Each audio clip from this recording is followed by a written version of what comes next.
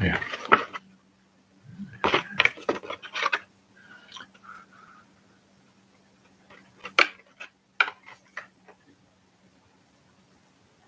Okay, lads.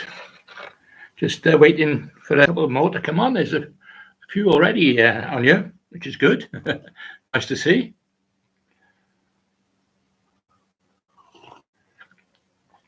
Right, grab your cup of coffee.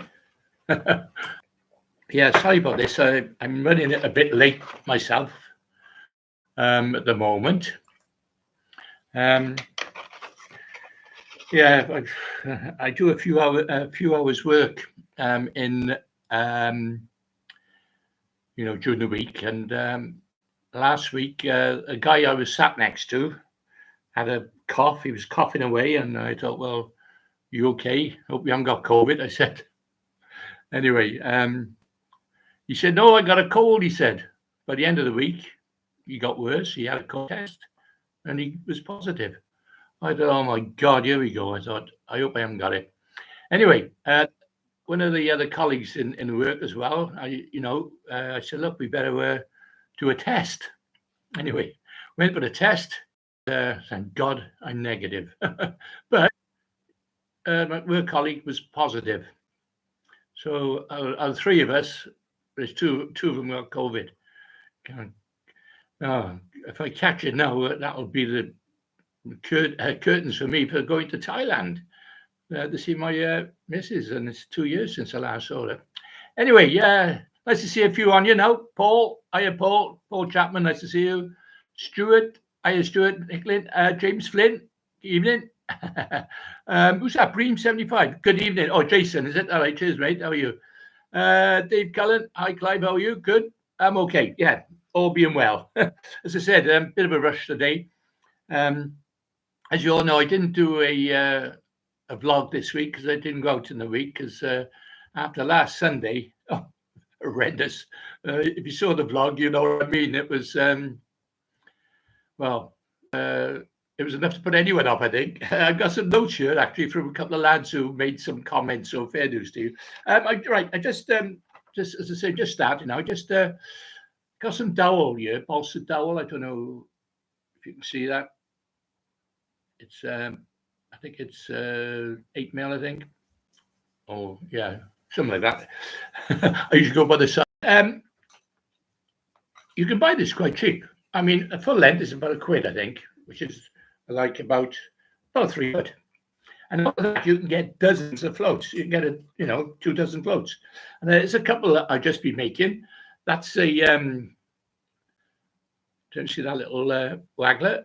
There's on the bottom end, you can put a brass insert, so basically it becomes like a dart. Oops, right, it's all loaded now. Little canal floats. There's like a little Stillwater blue I've just making. See that?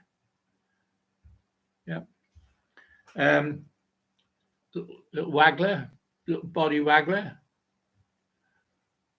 and then that's the start of another one there with the top. Now, as I say, you can buy these. All you need is go to a hobby shop. Cut it to the length you want. Obviously, different sizes, different weights. All you need then is cut it with Stanley knife blade, and then the magic ingredient, a bit of sandpaper, and you can then shape, your bodies, to your type of float you're making. So, if you've got nothing to do these days, or you got time off, make a couple of floats. Okay. So anyway, so coming back about that COVID, I got a home. You get these from a chemist. I mean, I don't think they're that accurate because I know a couple of guys who have taken these and it's been negative, but when they've had a PR test, it's been positive. So anyway, as I say, stay safe, lads. Right, I've got a couple of things to talk about. I'm in the process of uploading yesterday's vlog on the River Wye. It's a great vlog. It's worth watching. You might be quite surprised what I end up with. It's only because when I started catching fish, um, I didn't have time to film it, like, but as I said, I'll go through that in a minute. Um, I took uh, about a gallon and a half of maggots with me, and basically, because I'm fishing a festival this week, Wednesday, Thursday, and Friday on the Y. It's so like the first of the winter league festivals. So what I've done, I bagged up my maggots. You can see that. I've frozen them, sealed them in a bag, taken the air out of them. There's probably a little bit of air in it, and I'll put them into the cold part of the fridge. Okay, and they will last. They go into like a small, like a dormant, animated suspension, if you like. And of course, when I open them up now in a couple of days' time, they'll be as fresh as when I bought them. They were like just off the meat. So so little tip there. If your missus allow you to put them in the fridge, I don't think she would, but you could always, buy a small fridge and put them in. So there's a little tip there for suspending your bait. Who else is joining us? Oh, Chris. Hi, Chris. Good evening, mate. Stu Nichols. Oh, good work, Clive. Lots of insert options for the wagglers, quills, a drinking straw. Yeah, drinking straws. That's a good idea. Yeah, little plastic straws. The only thing I found is trying to get a good sealant to seal them off, if you like. I know silicone probably the best, I think, for that. Andrew Gad, hi mate, how are you? Okay, glad you joined us. As I said, I know a few of the lads have joined us now, and it's probably a bit late. I'm wearing a hat because I really feel bold. If you see my blog last week, you know what happened. I went for one of these free haircuts, and the silly person sort of misunderstood what I meant and just cut me short. But it's all right, I suppose. It'll grow. Thankfully, I still got hair. So I put that on, obviously, just to bit of comfort, I think. Okay. Dave B, evening, mate. Nice you to join us. As I say, I'm still drinking my coffee. You have to bear with me a minute. Yeah, so anyway, coming back to last week, Port Talbot, a couple of comments here, which I like to just mention. Hiya, Craig. Craig, good evening to you as well. Who's this? Nate UK. Dr. Barbed, yeah. Well, there's a bar lady, actually. I made a comment last week. I hope I didn't upset anybody, but when I mentioned that women are built for fishing, but it was just an observation. Me and my friend Clive Roberts, when we were fishing the internationals, and this woman with a pole, she sort of rested it in between her cleavage, up in the air, and using the two hands. And we thought, blimey, women are built for fishing poles, aren't they? You think about it. But I don't know if it went.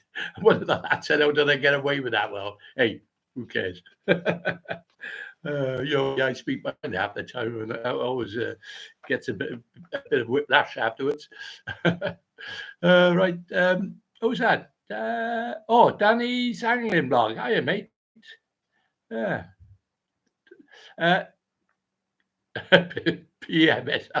Yeah, although you did, a few of them thought that was funny, but no, it was an observation we made, and we thought maybe if you could grow a pair of knockers, it'd be an ideal place to put when you're up in the air, like. Anyway, all good fun, isn't it? Hiya, Kevin. What whip do you use? Well, I've got a Dio whip. Is it the Black Shadow? I don't know what it's called. I'm not into these Aries yet. Maybe one day. But it's funny you should say that, because on the Y now everyone uses whips and long whips to hand and that. Well, I was the first to ever fish a pole to hand. And that was going back like 30 years ago, 35 years ago. And the time I used it, I actually won the match, and I was yesterday. I was one peg away from that peg that I won the match using a pole. And I never forget, I was using it to hand, and people hadn't seen it before because I used one of these, pear-shaped, shoulder floats to hold it back in the flow. And I was catching dace where nobody else could. They were running it through in a normal float, and on a feeder they'd miss them on a feeder. But this was perfect for holding it back. I think it's probably about 8 or 9 meters to hand. I think it was. Anyway, we won the match, and then the following week I done an article with one of the magazines, and a lot of interest on it, And anyway, from then on, it got stronger and stronger. Now these days, they all use a long pole and whips to hand. So yeah, I like to think, it was an innovation I may have started all them years ago. Anyway, thanks, Kevin, for that. Oh, Chris, was that in the Netherlands? I often fish in winter. All right, okay. In marine, the fish migrate there. Where do the fish where do the fish? Not sure what you meant by that, Chris. Where do they go? I don't know. Like the venue we fish on the River Wise is typical. You go there in the summer, you won't catch hardly anything except for maybe bleak, and the odd roach and perch. But no, this time of year it's absolutely solid. And Ireland's the same. When we used to fish the festivals, it seemed to coincide with what they call the fish run, where the fish used to go into the for spawning. They either go up the Scillies or other places and back up. And then, obviously, other times of year you wouldn't catch. You'd catch, but not as many. So yeah. Craig, what's the best Abu 506? What's the best Abu 506? Yeah, I think 506 or 507. 501's okay, in its place.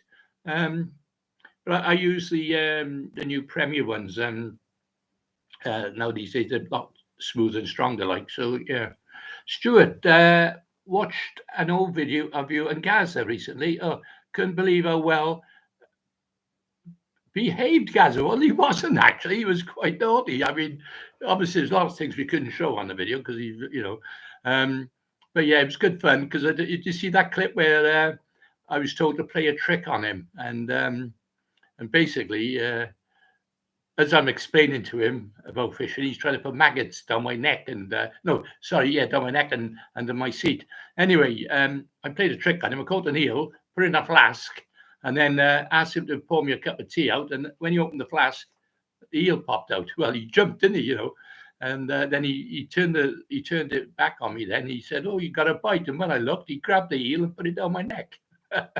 But no, he was good fun, Gaz. I must admit, I got to know him over a few days. Of course, at the time, the paparazzi were after him all the time. So, anything he'd have to be very, very careful what he was doing, Anyway, let's come back to Port Talbot. So, yes, it was a very windy conditions, you see, and my key is still drying off now. And I liked a few of the comments of the lads, fair dues. Retro Rob, he said, he mentioned that a few winter leagues would cancel that particular, because I did say, we shouldn't have fished it really because it's a bit dangerous, but not so much that. It was the fact that everything got soaking wet, and one or two of the lads packed up. They didn't even fish it. So, but the strong element of us carried on. I say the mad part of the fielded. What's that? David, back. Yeah, evening, mate. I'd like to thank you for your info on your past vlogs regarding roach fishing on the Belmont stretch. Went down last Saturday and finished up with 54-pounder roach on the stick float. Oh, well done. Brilliant. I don't know what peg you fish, but I'll tell you what a match it was yesterday. Cool. I'll talk about that now in a minute.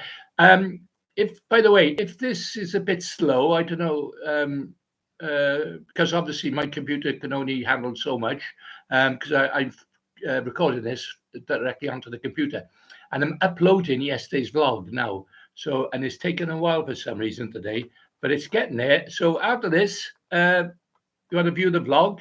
As I say, it's quite interesting. Barry Coon, hi. What's your best result in a Welsh? What's your best result in a Welsh national? Well, I actually, well, how can I say that, Barry?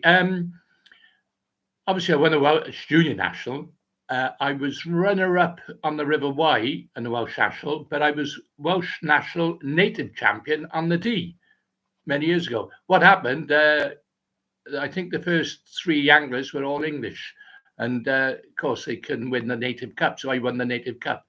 But yeah, that's probably, as I say, my best results, I suppose. Um, oh, David, Peg 86. Yeah, good peg that. I think one of our lads were on that yesterday. Yeah, yeah. He had a good weight. He was way down the section. Thomas Wright. Hi, Clive. Best place to buy 1 kilo of worm from where do you buy online? Well, I've been told Willy Worms about the best. I think you can get them online. They are highly recommended. I think they from Yorkshire somewhere. But I get them from ABC. ABC baits, and they're online as well. So otherwise support your local tackle shop. Um, I'll tell you a little story about that actually, Thomas. I bought some worm. Well, I say I didn't buy them. I ordered them through a friend of mine, Stuart. Russell Millwald, and he went into a local tackle shop in Birmingham there, Worcester Way. Sorry, and he bought 3 bags, 3 kilos. I had 1 kilo, and the other lads had one each. Anyway, when I opened mine, there was actually nothing in it. It was like they had died and they disintegrated, and there was no worm. So I give the bag back to Russell to take back to the shop, and the tackle shop owner, well, said didn't believe me. Basically, he said, "Well, they were worms then when I bought them." Like, well, he wouldn't have known because he didn't open them up. But when the worms do die, they actually do disintegrate back into the peat, into the earth. And I tried to explain that to him, and that's what's happened. So I said, "You obviously don't believe me." And anyway, he never refunded me. And when I complained about it on Facebook, asking the question of, do anybody deal with his tackle shop? And of course, he got on the phone to me. He said, "What are you doing, slagging me out?" Well, anyway, I said, "Well, sorry, I wasn't slagging you out. I just asked other people's opinion. A good tackle shop." And so I left it at that. And then I had a message from the suppliers said he would renew them, but he never did. So they put it down to experience. So just be careful what you do by your worms. Make sure that they replace them if there's nothing in the bag. Nice one, Thomas. Okay.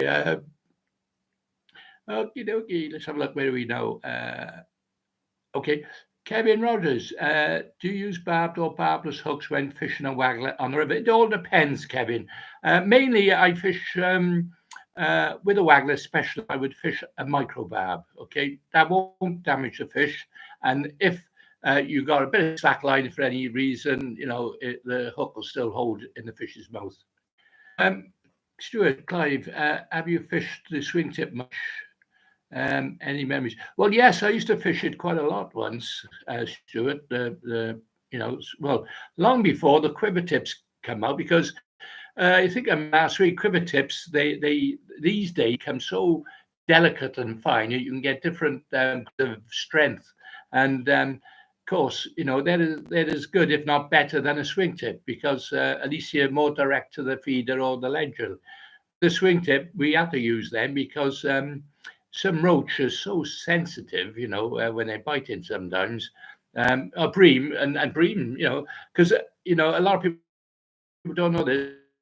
Bream will actually move away. They'll any movement on the tip until it's gone. But with a quiver tip these days, they're as good as swing tips. But yeah, we used to fish the swing tip. I was saying that we fish in the deep waters, and we to count down and obviously retrieve the watch it as it gradually back up again. Great fun. Yes, I love fishing the old. Very much exaggerated bites, much better than a quiver tip in a lot of sense. But also the quiver tip is also more adaptable. So yeah, I have fished them many years ago. Yeah. Okay. Let's have a look. Where are we now? Right, okay. Which is best, Andrew? Right. I would say microbabs. I mean, I shouldn't say that. I should say microbabs is definitely better than all of them. I think that's my own experience, especially when I do a lot of coaching. I see a lot of anglers don't know when they got a fish on sometimes. So a little microbab, it'll just hold on and it won't harm the fish at all. So anyway, let's get back to last week's Paul Talbot. So anyway, a couple of other comments. Maxine Smiley said, "I deserve a medal." I think they all deserve the medal. Nigel Palmer said, it's kite weather, yeah. And then Spencer Maniton said surfboarding, yeah, we could have got the surfboard out on that. And I like Ashley Workman's comment. When the going gets tough get going. I like that one. Yeah, it was that sort of venue. Right, Barry Williams said it's like fish in the North Sea. Well, it was, with the high waves. And then Alan Witham, right, Alan Witham, he said at least it kept the pike away. Well, it did to a certain extent, but it didn't because I still had those pike on, even under those conditions. So yeah, I don't think, yeah. Anyway, so that was some nice comments from the last week's fishing blog. Um, yeah. Andrew again? Yes, I agree on that one. Good. Okay. All right then. That's good. Okay. Right. Let me just have a slurp of coffee a minute.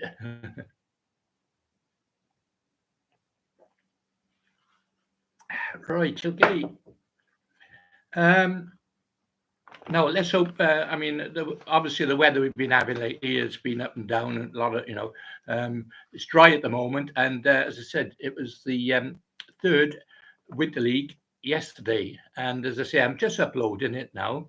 Now on the video, you'll see that it was a pretty slow start, and I did miss a trick, to be honest, and I didn't realize at the time. But when you don't see anglers, you don't know what's going on, do you? And where I was, even though the angler that was next to me was pretty close to me, I couldn't see him because of the bush.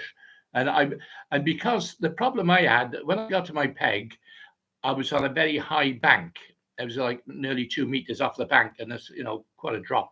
If I got down in the water, it was a bit dodgy. I didn't want to do that, so I had to fish from up there. And of course, I couldn't see what was going on. And anyway, I went out on the feeder because I know it's a Barble area. And when I was out there, I didn't have no pulls off Barble or nothing, no bites. But it took me quite a while because I know these things take time. You got to keep putting it in the same spot, little bow in the line. And then when I changed over to maggot to see if there's any dace there, I actually had a couple of chub, and then I caught a few more after that. Not big ones, smallish ones. But then I went on the bread. Obviously, well, I was on the bread before that, and then I actually went back on the bolly with the maggot. But I did miss a trick because Michael, the lad above me, he said he had 20 roach in the first hour. Well, I didn't have any fish at all in the first hour.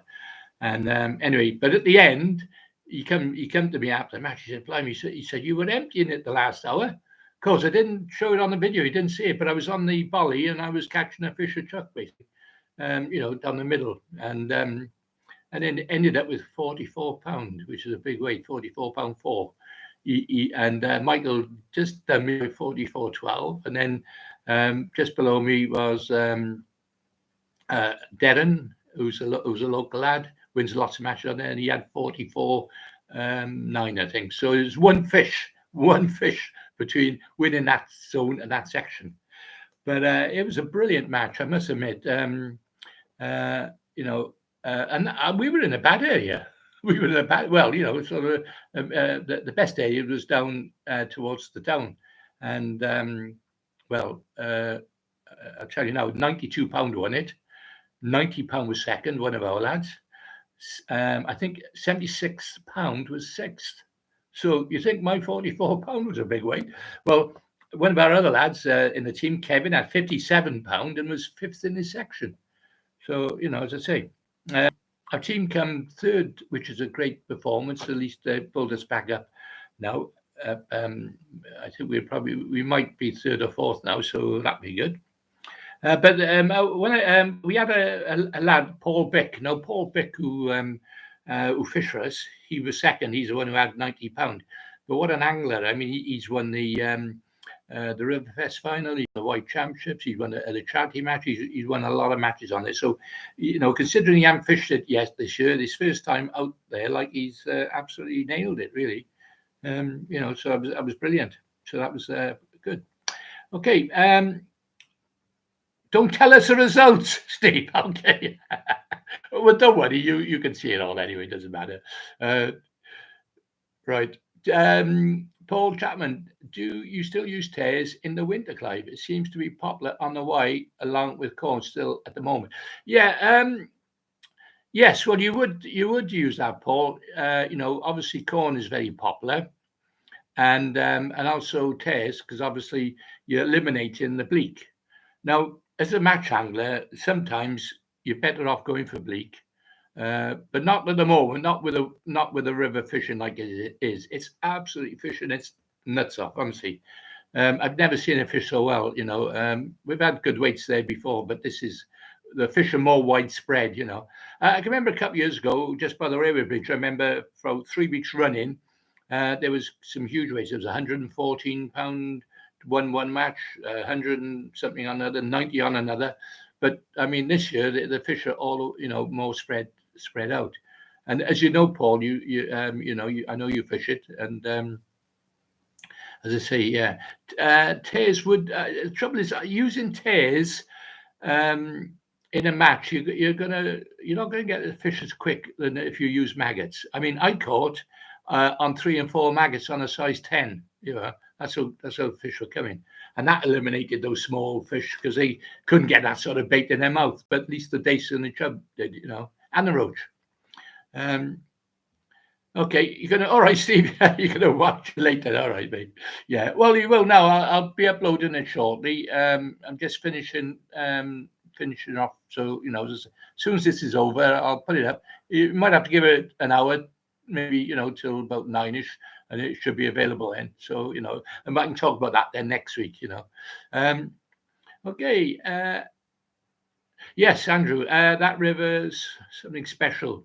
The weights were unbelievable. Yeah. I mean, when you think about it, what rivers will you go and like £15 was the lowest in our section, but the amount of 20s and 30 pounds and people throwing them back not getting anywhere. I mean, but what a day's fishing! You've had a fantastic day's fishing. Oh yeah, Dave P. Paul. Yeah, Paul is a very good angler. Yeah, in fact, on one of my vlogs going back last year, you may have. I think I was on one match where I had that hole in the net and I weighed in 30. Oh no, sorry, it wasn't that match. It was another match. That's right. I had £20, a small chub, and I was 2 pegs below. But he was up on the good pegs by the blockhouse, and he actually won it. Because I mean, I actually went up and had a quick look at him, before the match started, and I see he was on the peg, and I knew then he was going to win it, and he won it. And it was a charity match. Yeah, so he's a great angler. Like I mentioned before, there are anglers who are just above everyone, just above, they're just so in tune with what they do, and I'm sure if whatever they try their hand at, they'd be good at it, where they start snooker or anything, it's just one of them things. By the way, Hadrian Whittle, he drew A section yesterday and he was right at the top. Well, when I knew that, I thought, oh, you got no chance. But he ended up with 40 odd. He absolutely annihilated the section. I think he had 9 chub in the first hour, and then he had dace after that, and had £40 from peg 6 of all. One of the worst pegs up there, So there are. So as I said, there are anglers who are just heads and shoulders above other people. Andrew, right. Greetings from Rob Gun, is it? Oh, AK-47. Yeah, you were on your last week, weren't you? Yeah. He's from Caerphilly. Okay, not far away from me then.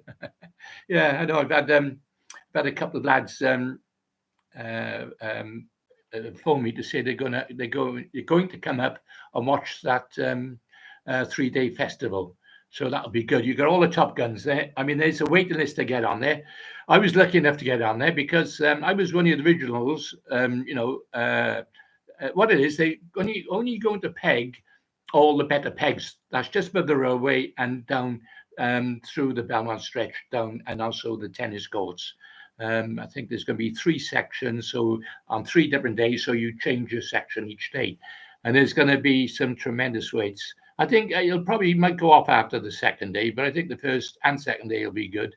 A third, who knows? But I think there's still a lot of fish there to be caught. And as I said, a couple of lads from Rumney are going to go there and watch the match. As I said, if they don't skyline you, like they're okay. But it'll be a fantastic match to watch, that, boys. If anyone got the time to go along and look at it, you see all the top anglers there. Adrian Whittle will be there, and Dave Arroll, and I'm not sure about Paul Beck. I'm not sure, but certainly some other anglers will definitely be there. Okay, Michael New Dynamite, Clive, in your opinion, what country is the strongest in international fishing? Well, I'm a little bit, I'm a little bit sort of out of the system, if you know me, out of the loop a little bit, Michael, on that. Only because obviously I don't fish the nationals like I used to. I mean, international match. But if you had asked me that, say, 20 years ago, I could have told you. But I mean, obviously, a lot of countries have come on tremendously. Teams like Hungary and even Spain and Portugal. I mean, they were bottom of the list years ago. And they've come on, tremendously over the last few years. The old teams like Italy and France are still good. They're still knocking on the doors. England, of course. So I don't know who would be the strongest at the moment. I'm going to say England, and I'm bound to. Although since Dick Clegg days, they do struggle a bit more to get the gold medal, but they're there and about, aren't they? But then so would Italy. Toss up between England and Italy, I think. Yeah. I'll have to look into that one, Michael, and probably maybe answer that one again for you. Yeah. So anyway, as I said, we got this league coming up now, 3-day league, and I'll be tremendously looking forward to it.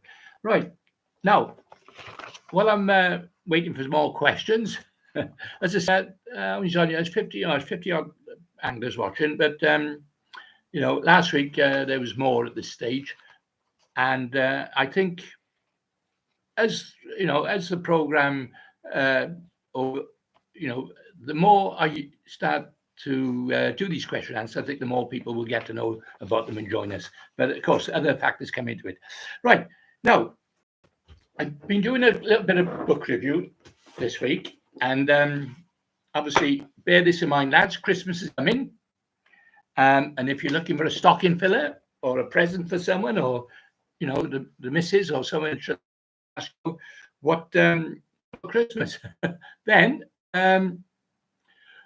I'd like to review a couple of books for you to think of and bear in mind.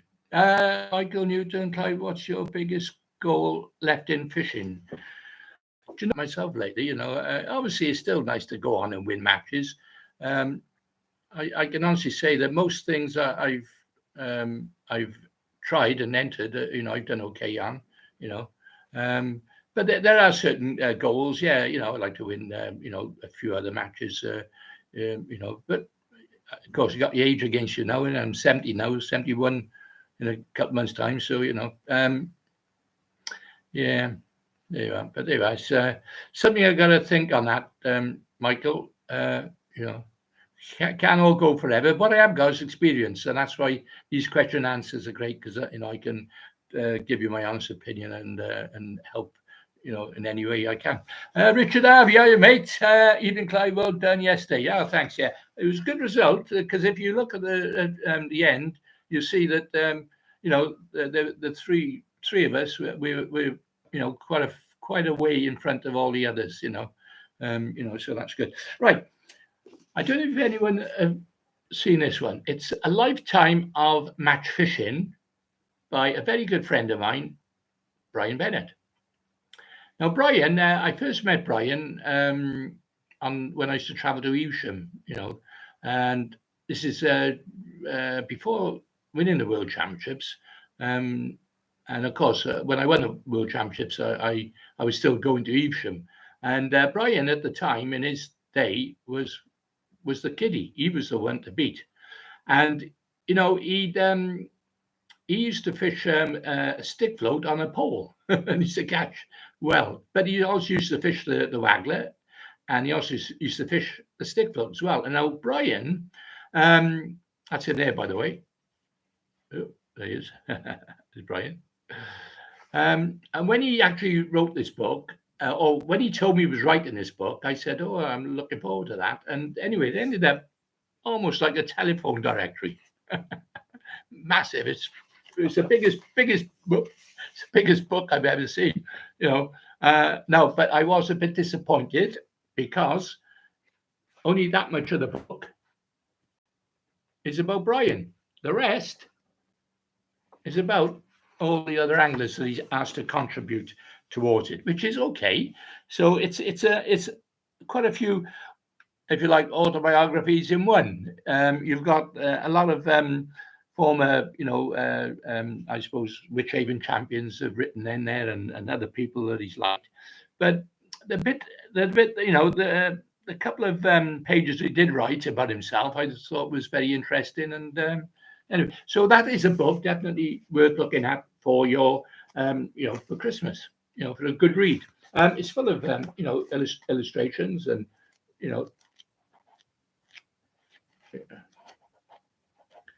as I say, it's a sort of book that you might have to come back again and again. Okay, I've frozen there. Oh, you okay? You back? Yeah, sorry about that. I think that must have froze the screen a little bit then. Right, Paul Chapman, what would you say is the most innovative item of fishing tackle over recent years? Well, I think I mentioned that last week, Paul, about fishing line. If you can remember the old fishing line, obviously, there was Maxima and Bayer and Damel, and that was about it, I think. But over the years, I would say that in recent years, you've got to look at possibly a lot of the rods, fishing rods now these days. Reels have come on a tremendous swell as well, but I think a lot of the rods, I did mention feeder rods earlier, quiver tip rods, a lot of the match rods, those acrylites, they're absolutely brilliant. I've got an old book. It's a clip of fishing matches fished in the 1950s. And, when I look at the weights there compared with the weights today, now, I thought about this, Paul, and I thought, well, in them days, the rivers had to be cleaner than they are currently, or they have been. But the weights were low. So I put that down to maybe fishing tackle, and tackle's come on tremendously over the years. So I think, that's helped us catch these big weights of fish now these days. So, yeah, again, Paul, maybe, there might be a few other innovations that I can think of. Maybe the loop tires, that's quite interesting. It's only a little gadget that you twist and you make little loops, where before you had to do them by hand. There's little things like that, of course. Yeah, there's quite a few, and all the time, Paul. There's innovations, being developed, and perhaps not so many. I think we've reached a peak of innovations, but there's going to be more in the future, and it'll all help us catch more fish, I'm sure.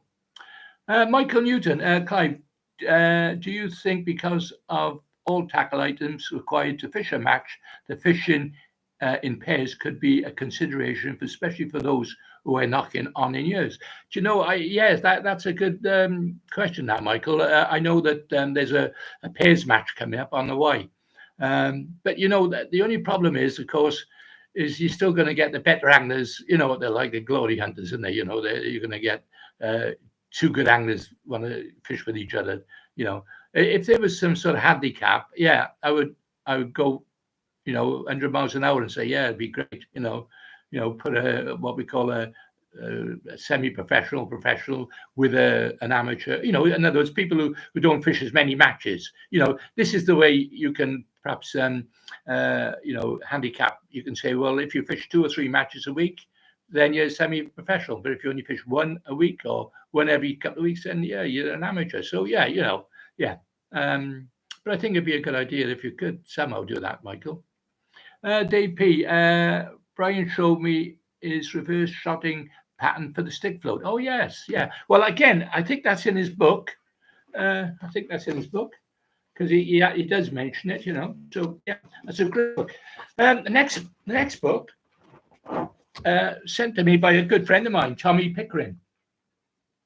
Now, Tommy, he's a born winner, I'll be honest, and I think, oh, he's born to win, and that was the name of his books, but he is very hard angler to beat. I know that because I used to fish against him quite often.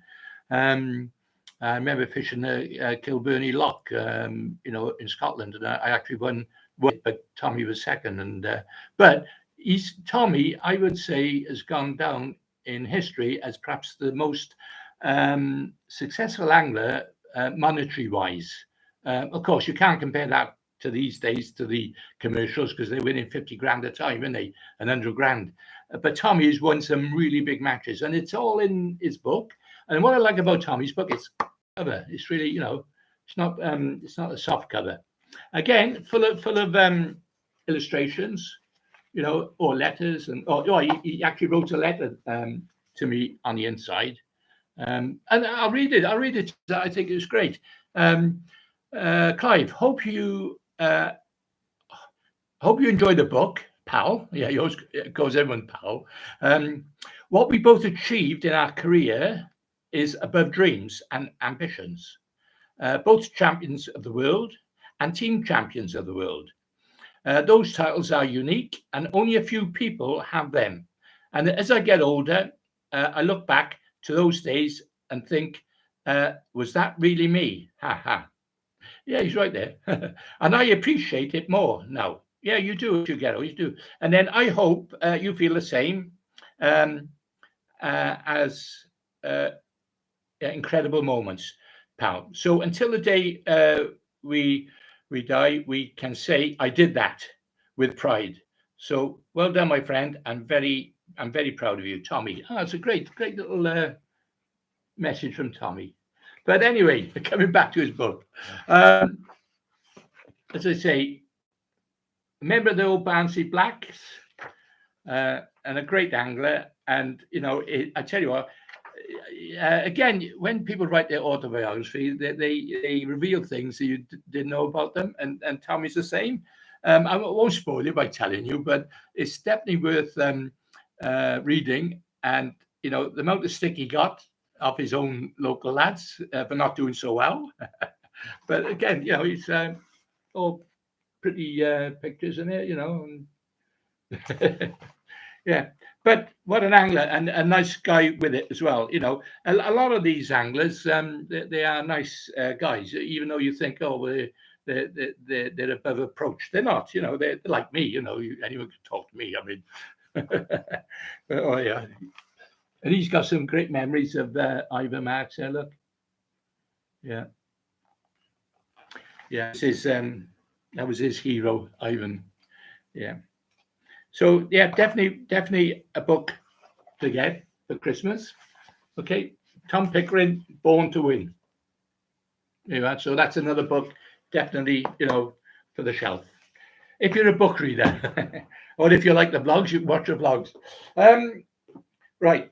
I'm also going to. I would recommend a couple of the books here. Now, this is by a very good friend that I never knew in my heyday, but I got to know him very well when I went to Thailand, and his name is Billy Makin. And he talks about the golden years. Now, Billy's got a way of words, he's very articulate, and when he writes his books, you sort of go on another level, and the way he explains things is interesting, intriguing, and fun.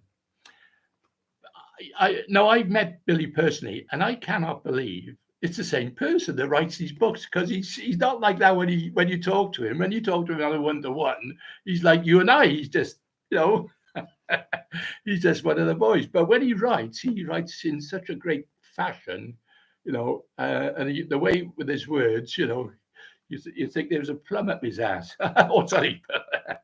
Hope he's not watching this. But no, it's a great, and this one in particular, this book, right? It's all about, obviously, it's his memoirs, memories, his memories. And he got some brilliant things, like things I didn't realize. For example, why do we call perch billies? Now, I always thought, I don't know, why did I think that? But he explains the reason. The nickname is given to perch because of a famous rugby player, Billy. I can't think, don't know the guy's second name, but he tells it in the book, and they coined the phrase. Obviously, he knew Ivan, and he knew Ken, he knew all the old boys. So definitely a book, and you get this on Amazon. Again, I'm sure if I met Billy, he would have given me one, but I had to buy this myself. So, but it's worth the money. I'm going to read it again, in fact, because it's great entertainment. But on top of that, he's a great writer of books, and a couple of books he wrote, which is Fishing and Testicles. Now, he gave me these books when I was in Thailand, and it's a real funny side of things, of life. Fishing, as well as those naughty women from Thailand who he shacked up with. And then he wrote another one, Tits and Teeth, in Thailand as well. He's a star, old Billy. But great writer, nice guy, and a great angler in his day. Shame he doesn't do so much now. But saying that, I'm hoping to see Billy when I go to Thailand, and I know he's taking fishing back up, fishing for the Thai fish. So that would be quite interesting. Hello, I got some comments coming through. Stephen, Charles, hi, mate. Hope you're glad you joined us. I say, I know it's late, but don't matter, because obviously you can go back and watch this later. Maggots, Michael, Clive, are maggot breeders able to breed super maggots? And so you fish with wasp grub when available, especially with trout. I'm not sure about that, Michael, because the best baits I find, the best size maggots are ones that come from lanes in up in the Midlands. I can't always get them, because I don't live up there, but I'm sure some boys up there will vouch for that. A lot of the maggots we get these days, they reach a certain size, and that's it. Obviously, the fresher you get them, you can add a bit of water to them, but you got to make sure you don't float then. That's the only trouble. Yes. So I don't think any maggot breeders, actually breed, super maggots. But if you want big ones, big donkeys, the ones up the Midlands, with Lane and all them, they're the ones. There's, I think, I can't think the other names, but there's one or two others that make breed very big maggots, and they do make a difference sometimes when you're fishing. So yeah, right now, last but not least, I'm going to plug my books now. I've written a book here called Living with Legends. It's not a massive book. It's it's only $8.99 or $9.99, but it's about all the legends that I fish with in my years. I'm talking everyone. Well, you can see them on the front page. You've got obviously Bob Nudd, Dennis White, Ray Mumford, Kevin Ashurst. There's a load of anglers that I've had the privilege to fish with and against over the years. And so there's a nice little stocking filler there, $9.95. I don't go into much. All I talk about is basically the people who I got to know them, and so on, and what they meant to me in my fishing. So it's a nice little book. And of course, my main book, which is my autobiography, Again, you can get that from Amazon. If you're a Prime member, you get the next day delivery. So there you are. And this one basically starts off, is my autobiography. I wrote it, I finished writing it about 3 or 4 years ago now. So obviously there could be some amendments to this if I write my second edition. But yeah, I talk about how I started fishing from a youngster. It was my mentors, and then I all the way through right up to World Championships, and how I basically lost everything, through the floods and foot and mouth disease, and how I bounced back from that, my personal stuff as well. But of course, there's a lot of stuff in there which you may not know about me, which obviously you can if you buy the book. But I'm thinking of doing another book as well soon about tactics and methods and that sort of thing, because I also got another book, a float fishing manual, which again is on Amazon for some reason. So I've been printing them myself. It's like an A4 loose leaf, bound. I bound it together, and I think it's about 15 quid, or I may up to do a little bit because of the postage, But that's another book. So anyway, those are another book I would recommend for the for the stocking for this Christmas. Okay, hope you enjoyed that little bit then. Steve Peters, hi mate, Michael, Clive. Is the YouTube channel start to pay an income that covers your time? Well, Michael, it does give me a little bit, not as much as some of these guys who, if you've got like 500,000 subscribers or 1,000,000 subscribers, and you're doing, then yeah, it's a full-time income for those boys. But for me, it's just a little bit of pin money. So, but I do appreciate, anyone who do watch them. And please, as I mentioned before, watch the adverts, because that's where, if you watch the whole advert, then I'll get paid a penny a minute or half a p every time you watch it. So, it all mounts up. So yeah. But no, I wouldn't say I can retire yet on that. Anyway, nice for asking. Kevin Rogers, do you ever fish the lower 7 class? Well, I haven't for a while. In fact, the last time I fished it was on a river fest. I don't know if you know the story, but I actually I drew an area which I suppose is an average area, and I thought about bleak fishing. I caught a load of bleak on the Waggler up in the water, and I actually qualified for the Riverfest final. Yeah, that was the last time I fished it. But many years ago, we used to fish. It for the bream, I think. Yeah, I'm just trying to think of a couple of the venues now. The lower load and that. Yeah, but no, it's been a while now, Kevin, since I last done that. So anyway, all right, lads. As I said, it's been on you an hour again.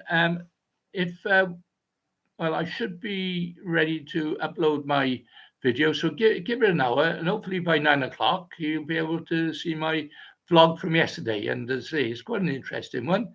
I did, because I was so engrossed in catching fish in the end, you didn't quite see the end bit, but you can see the weigh-in, and you see some of the weights of fish. Okay, Andrew, cheers, mate. Okay, lads, sorry it's short and sweet today, but as I say, it's only because I only just done the one vlog last week. Normally I do one in the week as well. But don't forget, this week I'll be doing the Wednesday, Thursday, Friday, so it'll be 3 vlogs. So I don't know if I'll be able to do them every day, but certainly I'll try my best to keep a vlog of each one, and then maybe put them all together, or may do them separately. Let's see how I get on. It's hard to compete now with those youngsters. And of course, years ago, when we had the Y to ourselves, in a sense, I was always in the frame. But now it's harder these days, because the anglers, in general, a lot better. They do a lot of practicing. You're fishing against some local lads who know the water like the back of their hand. So, but, some of them can still work and still catch fish on it. And, Okay, thanks, Michael. Barry Cookson, we look forward to it. Great, lovely. Dave P, cheers. Okay, thanks, lads. As And good luck on the festival. Thank you. Okay. Do you know when anyone ever says good luck, I says no, don't say that. Just say tight lines because it seems to be unlucky when somebody says best of luck. But anyway, it's like the actors. They always say, yeah, don't say good luck, just say break a leg. So whenever you see me, just say tight lines. Okay. Any chance of some specimen angling from tight? Oh yeah, definitely. Yeah, when I'm over there, Michael. Yeah, I'll try and do a bit. Try and do a little bit of matches as well. So and some interviews with Billy and a few of the other lads there. Okay, well that's. I'm hoping it's on the 25th of this month, so you might see me missing for a few days until I get sorted in Thailand, and then when I'm there, then. But before then, of course, I still got a couple more vlogs and a couple of more Q&A to answer to. So yeah. Okay, thanks, Michael, for asking. Okay, boys, all the best. Tight lines. See you next time.